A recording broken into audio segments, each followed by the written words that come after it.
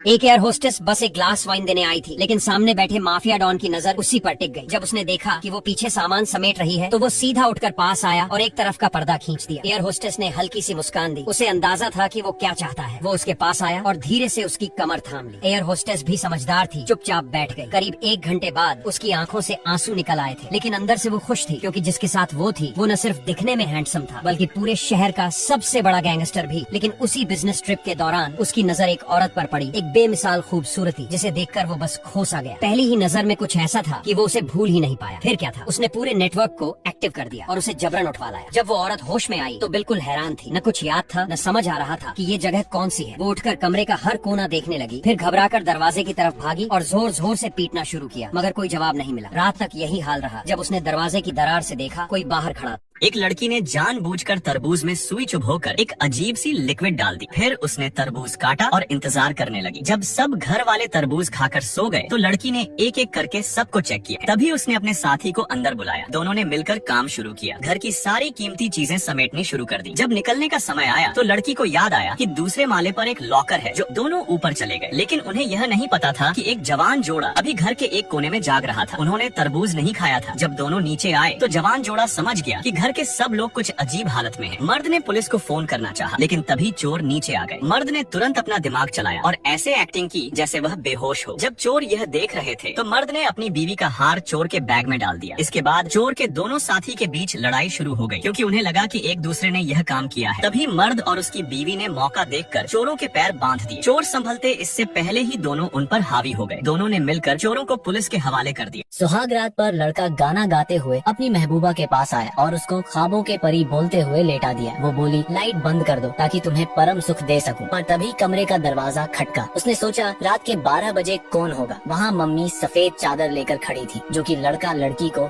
सुहाग रात से पहले नीचे बिछानी होती है, ताकि लड़की वर्जिन है या नहीं पता चल सके। लड़के ने मम्मी को भेज दिया और लड़की बोली, ये क्या है। वो बोला, और एक रस्म, चलो उठो, इसको बिछाना है। वो बोली, मैं पागल नहीं हूँ, मुझे पता होता कि इस गाँव में लड़की के वर्जिन होने की प्रथा है तो मैं कभी शादी ही नहीं करती। लड़का बोला, छोड़ो ना, ये सब आओ जल्दी बिस्तर पे। वो बोली, ये सब नहीं चलेगा, तुम्हारी इस कमरे में कोई जगह नहीं है, चलो इस कमरे से। उसने लड़के को कमरे से बाहर निकाल दिया। उसने दरवाजा खटखटाया, उसने खोला और कहा, क्या है। वो बोला, मैं यही हूँ, जब मूड बदल जाए बता देना। लड़की ने उसके मुंह पर दरवाजा बंद कर दिया।